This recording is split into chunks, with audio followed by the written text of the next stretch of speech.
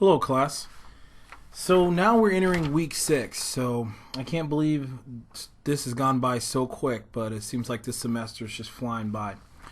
And I hope you guys are learning a little bit, and I'm really encouraged to see how good most of you guys are doing in your discussion posts. It's very detailed, a lot of good discussions going on, a lot of good feedback, and I hope you guys are learning from the materials, and I'm really encouraged to see how you guys are responding to a lot of your discussion questions. So very good job so far.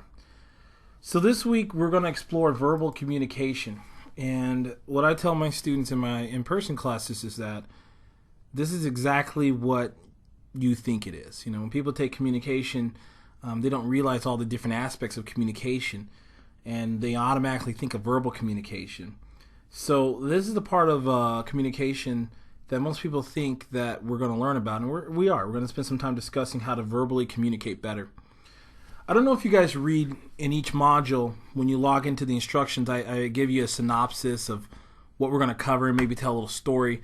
Some of you might read it, some of you guys might blow right past it.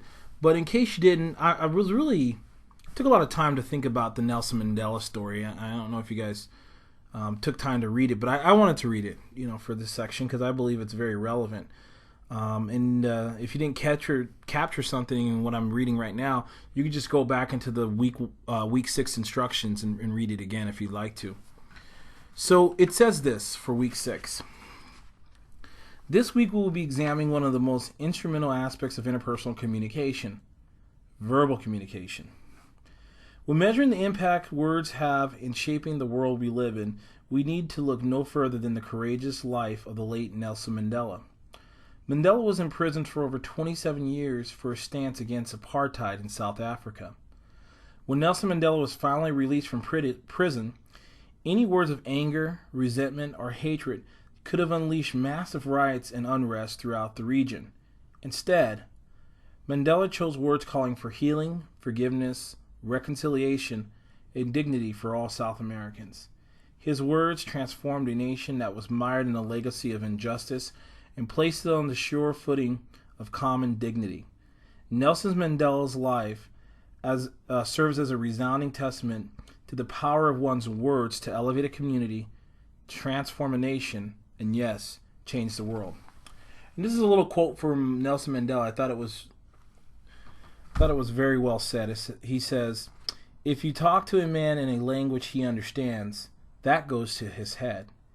If you talk to him in his language, that goes to his heart." And that was by the late Nelson Mandela.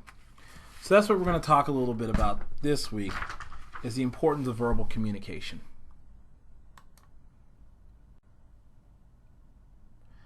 So let's look at human language.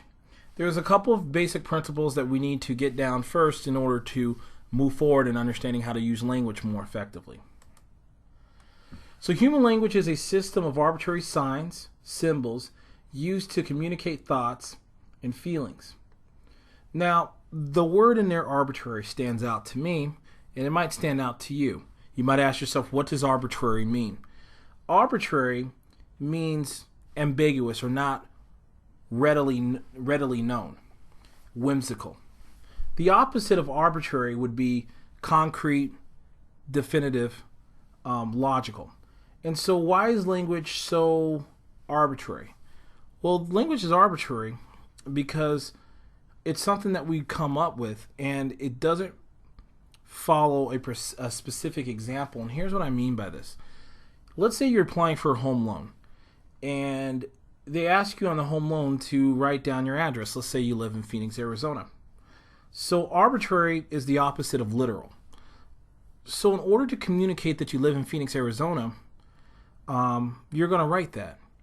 What would not be acceptable is if you were to draw a picture of the state of Arizona on a loan application and then circle where Phoenix is at and draw an arrow and say, oh, that's where I live. Even though that's a literal representation of your location and your address, that doesn't work. It doesn't pass for human language. What you would need to do is you'd actually need to write in with characters shaped as letters, and you'd put them in a specific order to communicate your location. You wouldn't draw a picture of it. Okay, drawing a picture of it it's definitely makes more, it's definitely more logical and it's more literal. But in human language, we communicate more abstractly. We communicate through symbols, and that represents the location and for that example. So think about that. In human language, it's arbitrary. We use different things to communicate ideas and opinions and beliefs and feelings. Every language is an intricate system of words, rules used to construct and express meaning. And we're going to visit that in a second. Verbal communication is the manner in which we use words in language to generate meaning. So when we say every language is an intricate system of words and rules, if you're a native English speaker, maybe you haven't spoken any other language before other than English, then it may not seem, you may not be readily aware that English is a very specific, intricate system of rules that we follow. But as soon as you step out to learn a different language, maybe it's French, maybe it's Spanish, maybe it's German, and you start encountering the rules, right? And you realize it's not just about memorization, it's also about learning a lot of different rules to how the language works. Then you become readily aware, like, wow, this is actually, there's a lot more to it. There's a lot more rules when you embark to learn a different language. So for example, in English, this phrase right here, the store went, or the went he store to, doesn't make any sense. I think you might know what I'm trying to express. The phrase I'm trying to express is he went to the store. So think about that. In English, we know that in order for that sentence to make sense, we have to rearrange these words. And we know the system and the order in order to have the right meaning. So language always follows rules. It's always an intricate system. And in learning that, you're learning the language. So it's something really to consider when you're looking at not only your own language, but other people's language as well. Language and meaning. So let's talk a little bit about that. So we have signs that stand for something specific and often look like the things that it represents. So look to your left. We have a handicap sign, and we also have a school crossing sign. And they pretty much represent, or they're a replication of what they're supposed to be. And we come to accept that, and that's what a sign is. Now, a symbol is a little bit different. A symbol is an arbitrary collection of sounds that in certain combinations stand for the things that they represent. Furthermore, we have denotation, which is a specific and objective dictionary-based definition. Okay? So, when you say, for example, what does loneliness mean? And you look it up in the dictionary and it defines the word loneliness, that's denotation. Okay? If you were to look up the word joy in the dictionary and defines the word joy, that's denotation. It's the dictionary objective definition of the term. Now, the opposite of that is connotation. And connotation refers to personal thoughts connected to a word. You might have heard the phrase, that has a very negative connotation. That's what it means. And so an example of connotation would be, for example, the word cheap, right? So using that word in different contexts could mean something very negative. All right, that car is cheap. All right, so you're not only saying the car may cost a little money, but you might say that it's an inexpensive and poorly made build of car. If a car is of value, you might say it's inexpensive. But if you don't like the car, you'll say the car is cheap. And that cheap, the word has a connotation, not just to mean it's a lower price, but that word cheap also might mean it's a poor build. It's not high in quality. So connotation carries more meaning beside just the dictionary version of the word. So let's look at concrete and abstract words. So concrete words are words that you can perceive with your senses. For example, a table, a door, a knob, an iPhone, for example.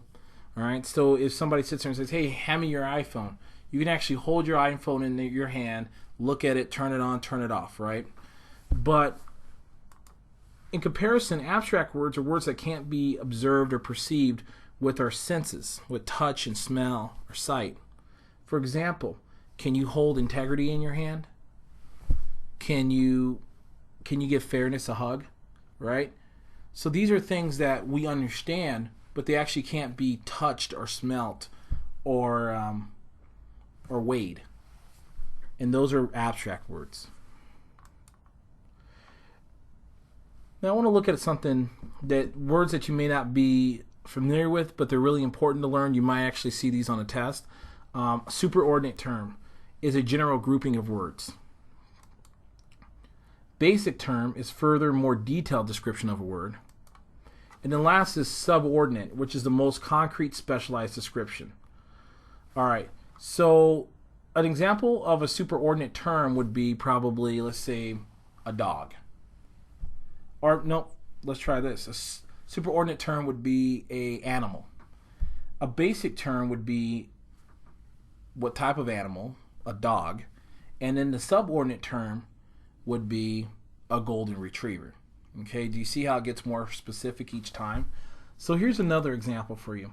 So the superordinate term for this, what would it be? A shoe, right? And then a basic term would probably be an athletic shoe. And then for you sneakerheads, a subordinate term would be a Jordan Superfly 2 shoe. Okay, so we have shoes, we have basketball shoes, and then last we have Jordan Superfly 2 shoes. So the definition gets more and more specific each time around. So it's important to be able to distinguish between a superordinate term, a basic term, and a subordinate term. You're going to want to really know those and be able to differentiate those for the exam, for the exam 2 that will be coming in a few weeks. All right, so we have powerful versus powerless language. So let's look into that. So powerful language is direct, assertive, and persuasive. Powerless language conveys uncertainty and also a lack of confidence. And powerless language has different types, so we're going to explore those. So powerless language types: hesitation and filters. I don't know if you ever heard anybody use these terms, but if they use them a lot in their speech, they become immediately identifiable, number one. And number two, it becomes extremely distracting. So hesitations and filters would be things like, well, you know, I don't know, I guess, well, you know. And I'm sure that we all know people who use those terms more than others. It's okay to use those sometimes. I use them. But when they dominate your speech, a lot of times it becomes a distraction. And it takes away from the impact of your language. There's qualifiers and hedges, which is sort of, I guess. And then there's tag questions, which are, you think. I don't know if you've seen people like that before, where everything they say is, you think? You think? And it takes away the power of the language. They don't appear to be very confident. Disclaimer: I'm not an expert. I don't usually do this. I'm not an authority on a subject matter. But imagine if you're in a board meeting and they're asking you a question about something, and you sit there and say, "Well, I'm not really an expert, but here's what I think." Automatically, you're taking power and confidence away from your speech. Be mindful of that and be careful not to use those types of disclaimers. And then feeble intensifiers. These are weak intensifiers that include such words as very, really, actually, awfully, pretty, hopefully. What you're going to see, one thing that you can see in politics right now is the rise of Donald Trump. He's becoming more and more popular nowadays. I don't know if you guys are catching that on the news outlets. But I want to challenge you guys. When you listen to Donald Trump, if you can bear listening to Mr. Trump, look how many feeble intensifiers he gives. And you're going to find that when he speaks, he uses these words repeatedly. Really, really, very, awfully great, really awesome. I'm really, really going to do a good job. And I'm not making this up. If you actually look at his speech, he actually uses this consistently. I think in this lesson, I might actually put a video of Mr. Donald Trump, so you can see how many times, count how many times he actually uses the word really, very, and hopefully in just a 2-minute blurb. So I think once I'm done uploading this, I'll put that on. I'll put that on this week's lesson, and you guys can see that and talk amongst yourself and get maybe a laugh or two out of it. I think it's pretty entertaining myself. All right, so let's talk about language, culture, gender, and context. So here's what I asked my class. Does language shape the culture, or does culture shape the language? And most of my students would say that culture shapes the language, and to that, they are right. So to the extent that culture shapes the language is called the Whorf hypothesis, which is basically an understanding that language is reflective of cultural models, which influences the manner in which we speak, think, and behave. All right, and then when you have behaviors, thoughts, and actions by a culture or by a group of people, that's culture. So, to the extent that language shapes our culture shapes our language, that is a correct statement. But what's also important to realize, according to the Whorf hypothesis, is that our language then in turn influences our culture. So culture influences our language, then language turns around and influences our culture. So it's actually a cyclical effect of influence. So let me provide an example. I asked my class, different students in my in-person class, what does the term love mean in your culture? And I get different responses from different students of different cultures. Now, I can speak for myself, me growing up in Tempe, Arizona, and only speaking English up until I went to college. The word love was kind of a more universal term to communicate a bunch of different emotions and feelings. For me, love could mean, love could mean like, or love could mean extraordinary affection. For example, how I grew up, you could love pepperoni pizza, you could love a rock band, and you could love another individual. And all that was acceptable for love. And really what happens, what I find in English is that we say love, and it's up to the listener, right? It's up to the listener to distinguish the intensity of the love. So if I sit there and say, oh man, I love those shoes, those are awesome. It's really up, or I can sit there and say, oh man, I love her, I'm going to marry her, right? It's up to the listener to distinguish the intensity of the love, to see if I love the shoe as much as I love the person I would marry. Now, let's look at Spanish. So what I do in my class is I'll sit there and I'll pick a poor student and tell them not to get freaked out. But I'll find a student who speaks Spanish. And I'll say, in English, I'll say, hey, listen, I love you with all of my heart. And they look at me like, okay, whatever. And then I say, okay, let me say the same thing but in Spanish. And I'll sit there and say their name, and I'll say, te amo con todo mi corazón. And immediately the people who speak Spanish in the class are just like, I say, which ones are they both? They both mean the same thing. And immediately the people in my class that speak Spanish are just like, oh my gosh, no. I'm like, are they the same translations? And they're like, yeah, they're the same exact words. But I love you with all my heart in English is one thing. Te amo con todo mi corazón is much more intense than the English version. So you can see that language isn't just plural. In different cultures, language has more feelings, more emotion, more passion in it than other versions of the same language. So it's really important to understand the cultural significance that impacts the language that we speak. And I think that's a really good example of how language can have more meaning in one culture than it does in another. So pronouns, individualistic versus collectivistic cultures. Now, on your exam, exam one, you were able to differentiate between individualistic cultures and collectivistic cultures.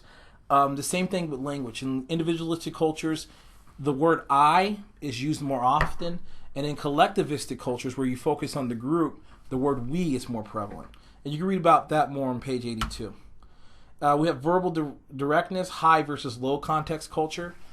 Same thing in the last chapter, I believe, in exam one, you guys are able to differentiate between high context cultures and low context cultures. High context cultures are more are higher context because they don't use words as much. They're more subtle, and they use more nuanced cues. In low context cultures, the meaning is in that culture is primarily disseminated through words. So in high context culture, meaning is very nuanced. In low context culture, you use words. For example, if you're in Japan, for example, where it's a very high context culture, let's say you left the door open and it was cold.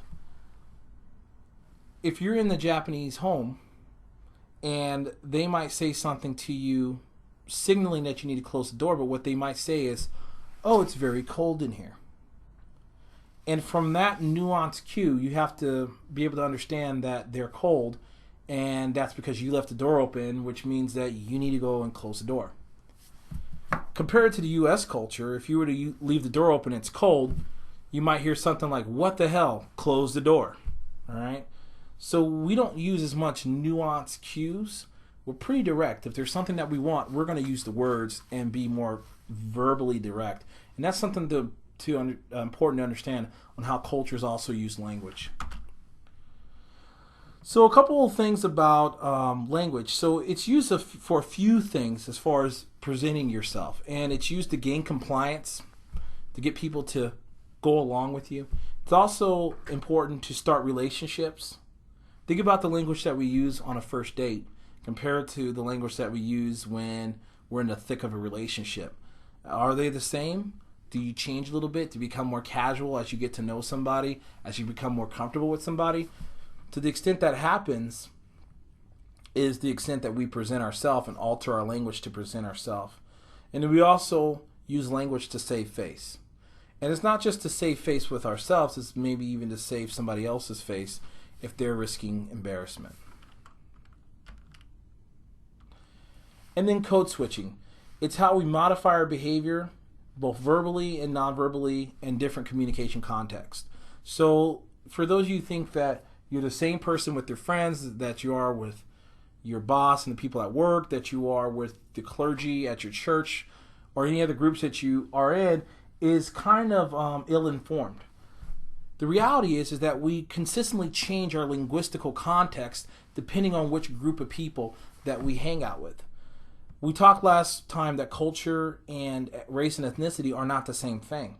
In fact, we can hold multiple group cultural affiliations, and we use language to create solidarity with the different groups that we're in. So if we're hanging out with our friends on the block, we might use one kind of language. If we're on the basketball court, we might use another type of language.